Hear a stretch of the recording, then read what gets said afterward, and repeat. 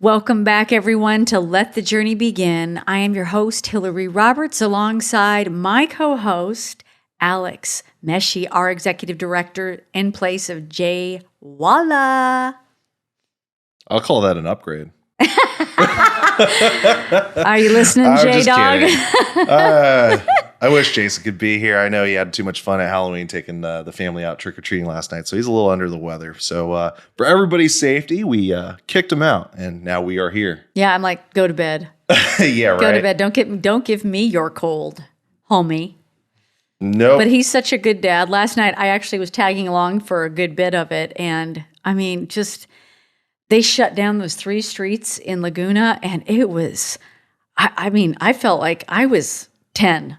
I was like, and seeing all the costumes and all the kids, and it was just so precious, and everybody's excited, and it was a lot of fun, and especially these last, this year and a half with everything, and they didn't have it last year, and people really went all out on their houses and decorated, and it's just, so if you're new and you think the things that you think are boring and dumb really become fun because it's the simple things and you just don't know that it's going to be that great.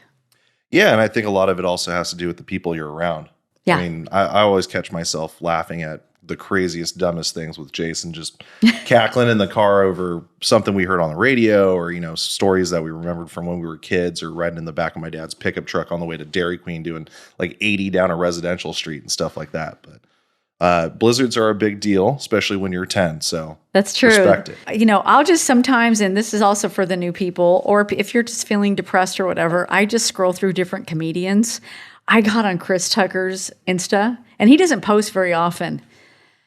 Last January, but I found this, I guess yesterday or the day before, and he said, "Here's a song I wrote when I was 5," and I mean, he can't play.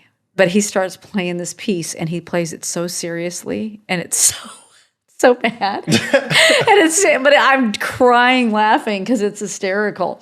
But any of those comedians that you love, that that laughter helps get the dopamine going, and it's so great. Oh, being able to laugh at moments like that. I mean, I could totally relate. Story for our good friend Damon Sharp. So he's a real DJ. Right. I try to be a real DJ. And there are times where I'm just like cranking on the CDJ or the controller and it sounds really good to me. And I'm watching all the faces in the room because what I'm hearing is not what they're hearing. And they're just like, what is happening? Just stop. And even one time, one of my friends came up and just pulled the cord out. He's like, you're ruining all of my favorite songs. Just please stop. So to your point, you got to have fun. Halloween's a perfect time to do it. There's a safe way to do it. And I know all of us had a great time. I saw you dressed up. Were you Princess Leia? No, I ordered a dress from Amazon, threw on some shades, and did just really heavy makeup. I just kind of didn't. I was just kind of like a little glamour Halloween, 1950s Halloween chick. Oh, well, I could have taken you for Princess Leia, so well, should have just taken a compliment. Why, thank you, Luke Skywalker, thank you. So, switching gears, thank you for joining us. We got Sober Fausto in the house. Kind of connected with you over Instagram and hit it off. Really liked your energy and go, hey, why not come down? You're a local guy. Come hang out with us and talk to us a bit. Tell us about your story. So I know Hilary's got probably a very hard-pressing question for you. I don't know if you're going to be able to handle it. You said you were open book. No. Open book. Bring it. I've dealt with so much pain. I'm used to it. What did you want to be when you grew up? That's so funny. That's the question I ask people every day. So what I wanted to be when I grew up was I had a vision when I was a kid that I was going to almost be like this superhero to help a lot of people. Mm-hmm. That's what it was. But I developed that way of thinking because I grew up in a lot of dysfunctional abuse from my dad. And so I learned to live in my head. So my reality wasn't my truth. And so my reality was this happy life where I was helping people and people looked up to me. So that's what I wanted to be as a kid, but it got suppressed through my addiction. And so what's wild is that dream that I had because of my recovery, it's my reality now. Oh, that is so awesome. Yeah. That's kind of an interesting angle or take on that, to become a superhero and end up doing what you're doing now. So how did you get to there? Where did everything kind of start? Yeah. So when I got sober in 2017, I had a vision again. And I had a vision that, my higher power said, you are going to help out a lot of people. That's why you were abused sexually. That's why you were molested. That's why you were addicted. That's why your mom had cancer. That's why your dad wasn't around. That's why you're insecure. That's why, you have depression and anxiety. You were able to handle this. And so when I had that perception, all of a sudden, all that pain went away. I felt this high on life. And so that vision was, again, as a kid, and now I have it in the beginning of my sobriety. And so because of that vision, I wrote it out. And because I wrote it out, I would meditate on it.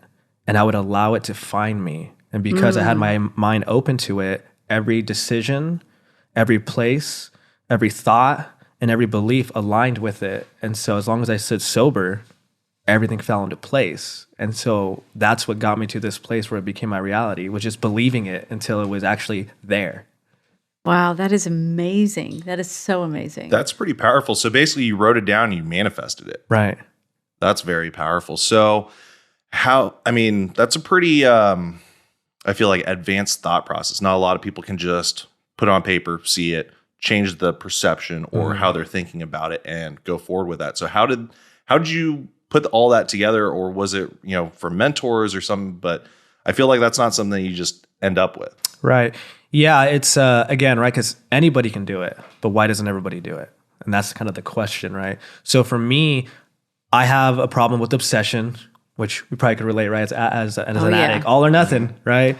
And so he's a normie, but he deals with. Is he though? I think we're all in recovery. We are. We're all recovering. He from something. needs to be in recovery from Jason and me. Let's just put that out there. Looking for a therapist for poor Al. No. So for me, the way I was able to become so obsessed with creating this, visualization and finding me was I was so desperate because I wanted to kill myself, really wanted to kill myself. And that when I experienced a feeling of relief, that's what motivated me to want to change my life. And so I started doing a lot of research. I was like, okay, how do people, recover? How do I make my dreams come true? Why am I having these dreams? Who is God? All these questions were arising in my head. And so I became obsessed with healing. And so from day one, I went vegetarian because I heard meat gives you anxiety and fear and depression, because when they kill the animal, they're feeling these feelings, and now I'm eating the feeling. So again, I don't know if it's true, but I saw that. So I said, okay, no meat. And then I saw Meditation by Jay Shetty, Control Your Emotions. I'm like, I love Jay Shetty. Yeah. I would love to interview Jay Shetty. Oh my gosh. I hung out with him for his one of his events. I gave him my 2-year chip. Oh my gosh. So, Control Your Emotions. I'm like, oh, yeah, I want that too. So I started meditating every day. And then I started getting really deep into things, and I heard that the TV was created to hypnotize you from being a certain way. So what did I do? I threw away my TV. Wow. I heard that minimalism. So I heard that Dr. Dre, Steve Jobs, Barack Obama, Mark Zuckerberg wear the same outfit. And I was like, why? It's like, because you save your energy, your creative energy. So I threw away all my clothes, and I literally asked him, I wear the same outfit every day till this day. Wow. And so I started doing that. And then I started going into Wim Hof. I started doing the Wim Hof method. What is that? So it's where you able to submerge yourself like 100 pounds of ice and warm up your body with your mind and go in the snow naked and not be, hot or not be cold. And so I just became obsessed with these practices and these things. I didn't go to the mall. I went celibate. I was reading a book almost a day. I started traveling by myself, hanging out with monks, hanging out with all this, that's the thing is I went so into my healing process and took myself away from any type of TV show, movie, music, people that would make me doubt myself, because we know the people closest to us will judge us the most. So I had to be wise with who I shared my information with. And so by living that lifestyle, it was lonely, it was doubtful, it was different, but luckily I didn't give up. And a mentor came into my life, and this mentor, I've been with him for 4 years now. I think Jason knows who he is actually. He's literally been the reason why I'm able to get to this place, because I am loyal to him. I hang out with him. I share my ideas with him, and he speaks life into me because I can't see the bigger picture when I'm in it. So he points it out to let me know who I am and what I am. And so having that type of stuff around me is what gets me to that place to manifest. So this is all absolutely beautiful, and I have questions, but I want to go back. And I want to talk a little bit. I want to know, like, what was the situation you grew up in? Yeah. Grew up in Orange County. Didn't come from money. Dad was a drinker and a user, and mom was an excess warrior, codependent. And I always wanted to look for male figures in my life because I didn't have a brother, no uncles really, no guy cousins. And so the first group of kids that I looked up to lived in my apartment complex. And that's where I believe the people pleasing kicked in, right? I want a dad or a brother. And so the kids would bully me. And so I would try to figure out a way to not get bullied. I was 7 years old. And then one day in the game room, when all the kids left, it was me and one other kid, and he sexually abused me. But I didn't find nothing wrong with it. That's the thing. I didn't process it as trauma. I processed it as like, I'm accepted. I'm seen. I'm loved. The traumatic part about that wasn't the situation. It was the next day. The next day when I saw him again and he went back to bullying me. Now I'm kind of like, oh, it's my fault. So living with that mindset of, it was such a confusing thing to have. Like, what did I do?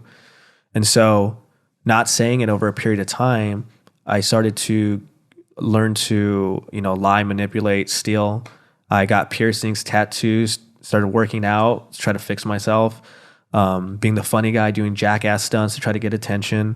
Started dating in 7th grade females to try to fix that void. But I constantly would fall in this cycle when nothing worked. And so when I found alcohol and drugs in 9th grade, it was the thing that said, hey, you're confident, you're secure, you matter. I didn't have to chase anything. I had to just drink and use. And so again, it was saving my life. It was saving my life. But when I was 14, and then I got into meth heavy, and that's where I was molested for 6 months by a 58-year-old man. So I remember how it smells. I remember what it tastes like. I remember what it felt like. I remember what it sounded like. I remember everything. I was 14, so I'm aware.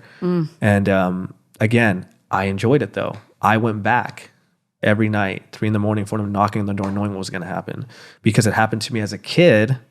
So to me, this is just my life. And because there's arousal and I'm afraid of rejection, I kept on going back. And so that's the childhood trauma that I experienced through that. And once I left that scenario, what made you leave that scenario? You said 6 months. So yeah, I was praying. It was the first time I prayed. I was like, God, if you're real, get me out of this situation, because I'm too afraid to say anything. And so luckily my mom was like, hey, we're going to be moving back home to Orange County, because we went to LA for about a year with her family because and that's where that out. happened. Yeah. Okay. And so when we're in Orange County, that's how I got away. The crazy part is he helped us move. Yeah, wild. Last time I seen him. And I made a commitment to myself because I was not in school. I was doing like a court run school. I'm just going to party and party and party. And that's what really ignited it, because no one knew anything. And I tried coping still with relationships, get cheated on, self-destruct, get tattoos, start taking steroids, get into another relationship, calm down, everything's good, get cheated on again, self-destruct. It was just me trying to chase external things to fix myself my whole life. And then when did you have enough? When was your moment of clarity, and how did that come? Yeah, in 2017, after that failed relationship, I had 30 grand mal seizures a month. I'm epileptic. So I haven't had any seizures since I was 18 because of medication. But I got off of medication, but I got so deep into my addiction where I was doing probably a half an ounce of cocaine a day and drinking. I was a bartender and a DJ, so it was free drinks, free drugs. I wasn't wasting money necessarily. Right. So I was having that many seizures, not showing up to work. I get fired from a job. My other 2 jobs are going to fire me now. My mom has cancer, no dad around, and I'm the one paying the bills to provide. And I got to a place where now I don't have the money. I'm waking up from blackouts with all the rent money spent, and I don't know what to do. I was like, oh my gosh, like, what am I going to tell my mom? She's on chemotherapy, throwing up, no hair. Hey, I screwed up. And so in my heart, I believe if it wasn't for my mom's illness, I wouldn't be sober. That was kind of like that crutch that gave me some type of moral compass to like, I got to change my life. It sounds like that was the one thing, or she's the one person that you were unwilling to compromise. Right. Yeah, because I put her through hell. Mm. You know, it's like, yeah, a lot of bad things happened to me, but I did a lot of bad things too. I was a really mean son, a mean brother, stole from them. You know, I would manipulate my mom and say, I'm going to kill myself if you don't give me the money for this. And I'd get a knife to my throat. I mean, I ended up in a psych ward. I would play the part, act the part. She's seen me overdose, wake up in hospitals, overdose again. So she's seen it in me. And so I was a really mean son. And so the last thing I wanted to do was see my mom suffer. And, you know, and so that's what was a big reason for my change. So let me ask you this. So you, how old were you? How long ago was that when your mom had the cancer? That was 4 years ago in October? Yeah, so she got it again after that. Okay, so she had cancer, so she healed from cancer. Yes. And what kind of cancer was it? Breast cancer. Breast cancer. So she got one of her breasts cut off that time. Okay. And then she got it again when I had 8 months sober. So she got to see you sober. Yeah. Wow. Okay, so she got it again. Yeah. And then what? She's still here. She's still here. She's still here. She beat it. I was able, me and her, that she was on it for a year. She beat it. And me and her hang out all the time. We're hanging out last night. That is so Yeah. amazing. So she talked about the kind of brother you've been and all these things. So let me ask you about that. So were you able to make amends to your sister and your mom? My mom, we've talked. She says, you know, the main thing is I want you to be sober. I Yeah. remember that when I opened up to her. But for me, my living amends to her, because I know she's already forgiven me, but my living amends is I helped them move into their own place last October. Yeah. Because my mom can't work really. You know, she only gets $1,200 a month for the rest of her life. You know, she has arthritis now, depression. You know, my dad, no money. You know, we didn't come for money. So like, we don't have money. So I've been able to help her with the rent, get the place, get her food. I hang out with her. We saw Steve-O. She loves Jackass. So we saw Steve-O sat VIP seats up in the front, just laughing together. So I love my mom to death. And my goal next year by April, hopefully with my businesses, is to be able to say, hey, you never have to worry about money again.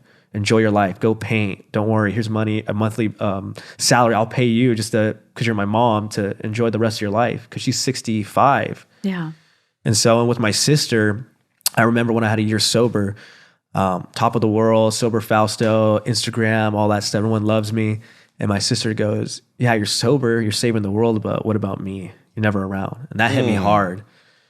And when that hit me, I remember I started crying. I was just like, holy crap. Like I still am this person where I'm around everybody else, but not my family. And so when she told me that allowed me to see things differently. But what I found out, it took me another year until my third year to make it right. What I didn't realize was my childhood trauma from my neglect from my dad and sexual abuse. It took away my ability to feel connected to the people closest to me. That's why I became so addicted to extreme things or drugs, because it's hard for me to feel the little things in life. Once I did EMDR therapy, it removed that. And now I can hang out with my mom and my sister all the time. And I'm just like, what do you want to do? Go to Sprouts? I'll push the cart. Like, throw some stuff in there. I'm going to look at all the nuts and cereals and plants and just kind of like learn about it. Let's go to the mall. Like, let's do it. You want a massage? Let's sit there, you know? So you do go to the mall now. Yes. And so are you still vegetarian? No. No, I stopped that. Okay, tell us how you are. So we want to know. So you did all these, you changed all these different things in the beginning, because, you know, us alcoholics, we are so intense with stuff. Oh, yeah. We are just wild, and it's fine, at least because you chose healthy things. Healthy things to be wild about. So tell me how that's balanced. So now you eat meat now. So I don't, okay, so the reason why I stopped being vegetarian is because I've learned in my life, if I put labels on things, I blow it up. Yeah. So I can't. So now I just am. I eat what I eat. And, I do choose to eat healthy for the most part. Like I like eating healthy because it's, you know, we're still human bodies. Yeah. But I kind of just see wherever I'm at, I change it. Like recently I didn't eat for 30 days last year. I just did water. October to October 14th this year, I did 14 days just water. Gosh. That's the best time of my life. Wow. See, I couldn't handle that. I'm hypoglycemic. I'd be like, Yeah, we got the real cookie monster over here. oh, we monster? do. I just made homemade cookies. I mean, based on what I'm hearing, it sounds like at first you kind of tried to make the changes on your own, came into a mentor who, let's say, refined some of your mentalities, and now you're in a state where you're just being. So, how have things been in these last 4 years compared to before that? I mean, I see you mentioned that you were talking about the whole Instagram thing and sober Fausto, and there may have been, you know, some inklings of people pleasing and wanting to be, you know, making a new name for yourself after what was before, right? And now you reconnected with your sister. But in those 4 years, what would you say, I mean, other than connecting with your family, because I think that's a huge thing, what's the best thing? In these 4 years? Yeah.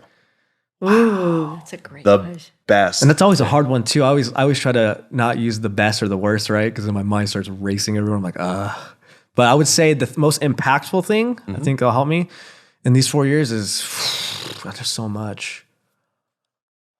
I think the place that I'm at right now is because I think the EMDR. Yeah. Because I didn't realize that a lot of the issues that I had, that it was a simple therapy would remove everything. Like when I walk into any place now, it's like the first time I've ever been there.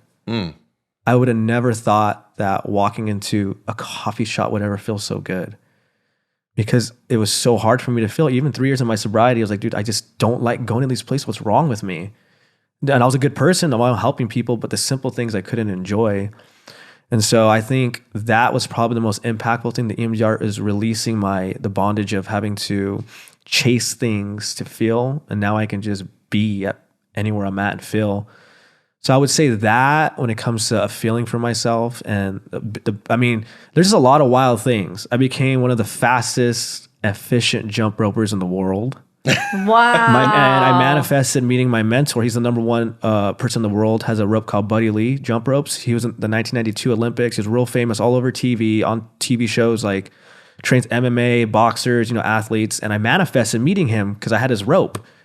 And I flew out to meet him. He got me certified. We talk all the time. I became I'm the only person that could do what he can do, I believe. If you look at my videos, it'll blow your mind away. So, I mean, there's stuff like that. Starting a treatment business to, I go to treatment centers now and I train their staff members to be more effective and exciting group facilitators. I learned, not from an egotistical standpoint, that there's nobody like me when it comes to loving on clients in the recovery realm and mental health. I'm so genuine. I didn't know that until I got away from working in treatment. I said, I'm going to try this. My goal for a year in my business took me a month and a half. So I made another business, took 2 weeks. Started another business, took 2 weeks. Now I'm in my fourth business, and I have a meeting today with a couple treatment centers to do that. So I think it's just seeing how all these creative ideas that I had as a kid to help people and to love on people. And I'm all about giving things for free for a period of time, because I always say I'm a rookie. I'm going to give away for free, and then God will take care of me and the money will come. And I've lived by that because of my mentor. And because of that now, like I feel like I'm in a movie, Yeah. It's wild. That's so awesome. So I want to ask you, so you had the trauma and you had issues with the relationships and then you were celibate. Yeah. So I noticed the wedding ring. Yeah. So come on, talk to us. Perfect. We talked about, that's how I'm actually not married. Oh, you're not? There's a whole story behind. Okay, so come on now, brother. Psych. Yeah. Are you people paying attention? Because rewind. No, just playing. Did he say he's not married? Well, no, I see that. Okay, so is that for God? No, so what it's for is, so when I went celibate 8 months, I did that in the beginning. And then I thought, of course, my codependency came back. I thought God sent me a woman. I was like, oh my gosh, God, I get it. She likes cats. I love cats. That was all I needed, right? She likes cats. Okay, let's do it. She has hair. Yeah, she has hair. Oh my gosh, tattoos? Oh, this is the one. So 2 weeks later, I moved her into my place, of course, right? Codependent. Makes sense. A month later, I learned my lesson, was able to break up, but I didn't relapse. So that was huge. Yeah. Got into a relationship for 2 years of my sobriety. Moved in together in Irvine. I was staying there. And I thought everything was good. No one used. There was no fighting, no, abuse like my past relationships. Got a place together, traveled together, both entrepreneurs. And then what happened was I got cheated on December 26th last year. So in 2 hours of finding out, I went, what do I do? Do I relapse? Kill myself? Because suicide's a part of my story. Or stay sober? So I stayed sober. I moved out in 2 hours. You keep the place, packed up my stuff, and I've been homeless by choice ever since then. Wow. It's actually an article done on me by Recovery Today magazine about who chooses homelessness on purpose. Yeah. And so I've been doing that for, it's almost a year now. And so where do you stay? Everywhere. So it's crazy. A lot of people I've helped in my life. When you check out our Magic House, you'll see what I mean. I've helped out so many people out of selflessness and love and families and kids and everything, that when that happened, I'm always about documenting my life. Yeah. So I don't point things out. I just say, oh, look, guys, things still happen in your recovery. Let's get through this together. My followers were sending me money, sending me food. They gave me homes. They gave me places. I became a dog sitter, a house sitter. Like all these things were just happening. I'm like, dude, this is pretty rad. I'm not mooching. These are just people like, dude, you've helped me out so much. I want you to be here. I want to help you out now. Wow. So I think God had to take me away. But you're not sleeping on the street. No, not sleeping on the street. No. Okay. No. So you basically are helping people, and then they're helping you. Yeah. So that's so cool. Yeah. And so like with the ring is, I wear the ring. I wore it for my celibacy. Then I got to a relationship. I wore it just to show loyalty. And then now I wear it because I'm in a season of my life where I'm getting so much attention, and my inner child wants that. I know that just because I have God in my life and I'm sober doesn't mean that I don't think, normal thoughts like, oh, look at that. That's a cute girl. She looked at me. Should I go out with her? Oh, people give me attention. It could be 4 people in one day. I'm like, I'm not used to this. Like, how do I balance it out? Do I go on these dates? Do I do this? But I don't want to date them. Do I just want to sleep around? I don't like sleeping around. So I know for me, if I wear this ring, it keeps women away from me, because if they hit on me, I know they're toxic. If I catch myself trying to take off the ring, like at the gym, I can ask myself, why am I doing that? Do I really think someone's going to look at me and it's the one and I'm going to miss out? I could catch myself. And so it's a way for me to protect myself, because I know from being in a relationship, even if you have a girlfriend, there's days you're going to wake up not feeling like you have one, but you do. You can be married and still wake up feeling that you're not married. It's the reality of life. And so whatever I can do to be a symbol of like, hey, I'm codependent, I wear this ring. Because if you like me, I'm going to want to marry you and have kids with you, because I think I'll be a good husband. I'm just letting you know that. Yeah. And so that's why I wear it, it protects me. That's funny, because so awesome. I had the complete opposite reaction. So many moons ago, I was briefly married for a time. Mm-hmm. And I didn't even know this. Yeah, so I did the 90. Are you people paying attention to this? 90-day trial. He was married. I tried it for 90 days, right? Did 90 and 90. I noticed that when I had the ring on, to your point, the toxic women would come up to you, and they would come up to you like those mosquito lamps. Yeah. I had to take my ring off and not wear it out, because the gal I was with at the time would get offended from all these people trying to talk to me at the bar or this or that, because to his point, the toxic women just flock to you because they think that, oh, it's a married guy, that's easy target. But that's funny that you have an opposite reaction. And props to you for, using it as a mental cue and, really using it to check yourself, similar to how people have, those rubber bands or things like that. Yeah, it's just a sign of because codependency is no joke, and I struggle with it so bad. It was like, you cheat on me, I'm taking you on a cruise. You cheat on me twice, I'm taking you to Vegas. Cheat on me a third time, I'm going to buy you a Marc Jacobs purse. Cheat on me a fourth time, let's go to the zoo. That's a true story. That's how it was for me. I was so low self-worth, so broken that I would stay in toxicity because I didn't think I deserved better. I would chase the love of my dad, which was neglect and abuse and narcissism, through women. Right. So God, I know about that. Yeah. From before, not today, people, but yeah. So other than the ring, how else do you maintain your sobriety? I pick and choose where I'm at and what I do. That's the biggest thing, right? It's just, I help people. Helping people keeps me sober. Surrounding myself with the right people helps me grow. As long as I'm growing, then I enjoy my sobriety, because I think sobriety sucks. Recovery is awesome. Sobriety just don't pick it up. Okay. But there's so much pain inside still that needs to be looked at. That's where the recovery comes in. Mm-hmm. And so by me living a life of always about recovery, I wear that on I showed you the shirt that I have. I'm putting my recovery on my back. My Instagram's recovery, my YouTube channel's recovery, my group facilitating business recovery, my group training is, recovery, my life coaching, my speaking coach, everything's recovery. My Hope Dealers movement, that's recovery. And I'm always in it. And that's what keeps me sober. It's because I'm in it. I'm about it. I live it. So being about it and living it and in it, you made a statement earlier about labels. How do you keep that in balance? Yeah, I just use it as, that's why I say everybody's recovering from something. I'm just here I believe, nothing in life matters. That's the truth, I believe. Nothing does. So if that's true, what's the point? And I believe the point for me is to help other people enjoy a moment on this place we call Earth. And that's what I live for. It doesn't matter who you are, what you are. I will love on you, and I will listen to you, and I will empower you, and I'll show you that the pain that you've been through has a purpose. And I'll walk through it with you, and I'll bring you along with me to our event so you can share your story. because people's stories is the key to hope, and hope comes before the miracle. And I just love people so much, and I love seeing the light. And so it's not even really labeled, it's just who I am. I just love people. I love helping people. I'm obsessed. That's so good. That is so good. So for our listeners, if you were to give them one action today, for the day, what would you tell them? One thing. I'd say reach out for help. Yeah. That's the bit. Yeah, I'd say that. Reach out for help. That's a good one. We haven't gotten that one yet. Yeah. Because I know there's people that are praying or wanting to help. Sometimes we need to reach out to them, and we actually bless that person because they've been waiting for that person to reach out for help. And so if you reach out for it, you will get it.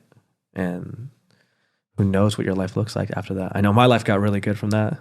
That's I know awesome. all of ours. So yeah. That is so awesome. Well, we so appreciate your Yeah. time today. It's amazing that, like I said, we connected on Instagram and just hit it off, and for you to come in and impart those words, and very eloquently too, especially, that your whole goal is to just have people feel a moment, just one moment, right? That's amazing. Where can people find you? Yeah. So all my social media tags are Sober Fausto. Like sober, like from drugs, not silver. I always get silver from people. Fausto spelled Fausto. And then SoCal Hope Dealers is my movement.